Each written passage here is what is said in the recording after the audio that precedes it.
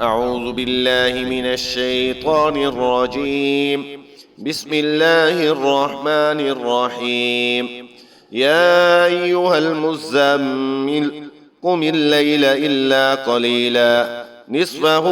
أو انقص منه قليلا أو زد عليه ورتل القرآن ترتيلا إنا سنلقي عليك قولا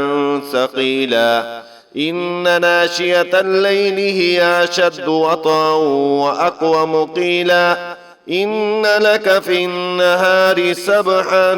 طويلا واذكر اسم ربك وتبتل إليه تبتيلا رب المشرق والمغرب لا إله إلا هو فاتخذه وكيلا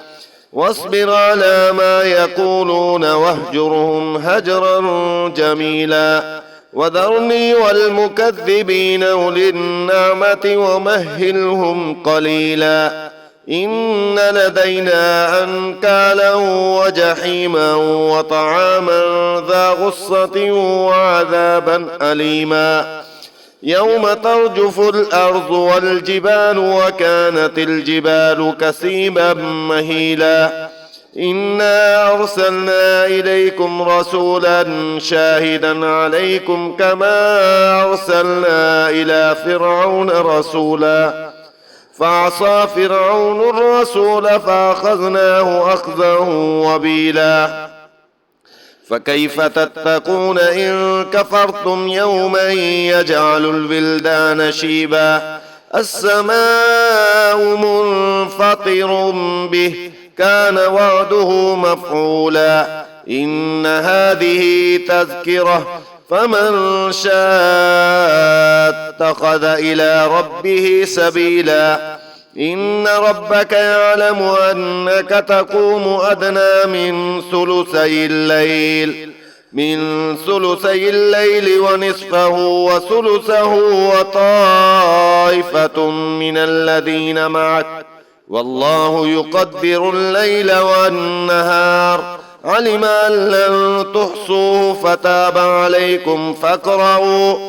فاقرؤوا ما تيسر من القرآن علم أن سيكون منكم مرضى وآخرون يضربون في الأرض يبتغون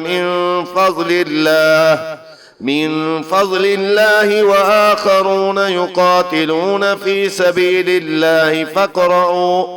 فاقرؤوا ما تيسر منه وأقيموا الصلاة وآتوا الزكاة وأقرضوا الله قرضا حسنا وما تقدموا لأنفسكم من خير تجدوه عند الله هو خيرا وأعظم أجرا واستغفروا الله إن الله غفور رحيم